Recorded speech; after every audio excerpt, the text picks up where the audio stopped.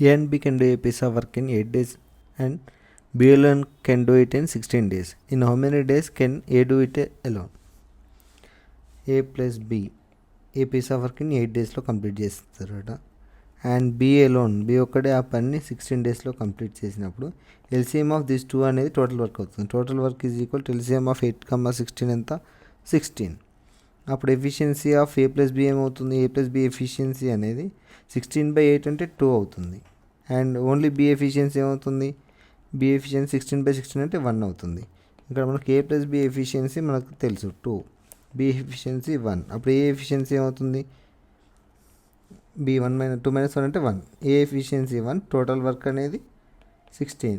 మనకు number of days కావాలి కాబట్టి total work by efficiency of A 16/1 is equal to 16 days.